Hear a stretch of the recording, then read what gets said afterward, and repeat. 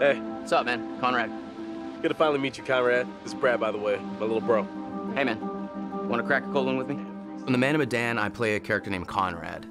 And I think initially when we find Conrad, he is a sort of entitled guy, a wealthy American who's on vacation. Where's the old crust bucket skipper anyhow? He's an adventurous guy. He lives off the cuff. He does what he wants. I'd invite you to make yourselves at home, but And I think that's kind of fun to play as an actor. He has no censor, he's no filter. So whatever circumstance he's put into, you know exactly how Conrad feels. And so it was kind of fun performance to start out being brash, kind of a silly guy, and just jump in and have fun with that. So is everybody on board and ready to go? You're selling, I'm buying.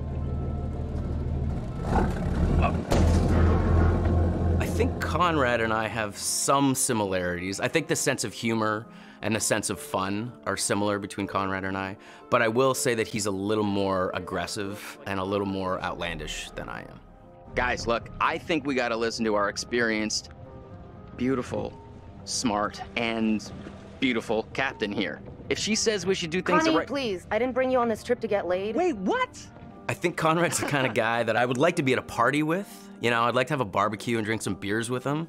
I don't know that Conrad and I would be best friends. I think we'd butt heads a little bit. Right on, Bradical. I like the cut of your ship. It's jib. Don't ruin it. I think the scenes that I've had the most fun with so far are basically when Conrad is going absolutely crazy. I don't want to give too much away, but there's a scene where these sort of fishermen interact with our divers, with our core crew here, and he's just a bit of an asshole. Hey, we got damage here, you see this? We can take care of this, man. It's not a problem. I mean, what do you think, like 10 bucks cover it? Oh, whoops, my bad. Let's make it 20. Okay. Hold on, I got this. Well, shoot, you think it's more like 30? I can do 30. All right. You drive a hard bargain, but I'm with you. Here, you know what? Let's just throw in the whole pot. That's yours. You go ahead. Let's go. No! He's just got an attitude. He's brash. These people are messing with his group, and he just kind of lets loose and talks trash to them.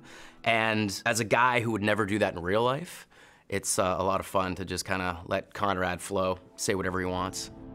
You are an idiot. They left, didn't they? That doesn't make you any less of an idiot. You know, the only thing funnier than seeing you try to buy your way out of that situation is watching you put your money to waste. Got a smile out of you.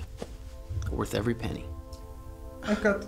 One of the most interesting and one of the key moments that sticks out for me is Conrad's decision in the first act of the game, either to stay with the group or potentially just take off. Storm's 8 miles away. They came here on a boat. Maybe we can take it. Yeah, it's a speedboat. I can get out through the window. We gotta break these off first. Too loud. They'll hear it. But we're gonna break them during the thunder. Good call. Don't leave us here, okay? And I think, again, this is what's interesting. Depending on how the player sculpts the story, Conrad can become a coward, essentially, and desert his friends and his family, or become a hero and stay. These fuckers need to pay. So that, to me, is very, very interesting. Two very human choices, and depending on how our player decides to live with these characters, can totally change the outcome of the game. So I think that I enjoy when Conrad makes the heroic choice and gets to stick around. He obviously gets to see more of the adventure, but it's just as possible that he tries to save his own life and takes off. Whew, wow, that was intense. That's one way to put it. You got a better way to put it? All the characters do have very strong personalities and drives. Leave! I think Conrad is the instigator. Good news, bad news. Bad news? I don't see how this could get any worse. I think he is the one that really starts the confrontation with the fishermen. These are kind of maybe the fishermen I pissed off earlier. Oh, God damn it, Conrad. Great, just great. And the good news? So I think in a lot of ways, Conrad is there to stir the pot and create drama. I recognize them. How is that good news? I thought you were gonna ask the good news first. You're such an idiot, Jesus. Do I prefer playing the good guy or the bad guy? I think that there's fun in both. To be honest, I don't get to play the bad guy as much as I get to play the good guy, so I think I relish those moments where I get to play the darker side of things. But I think every good hero has that balance, has that dark side. I think a good guy who only is doing good things is kind of boring. You just had to piss them off, didn't you?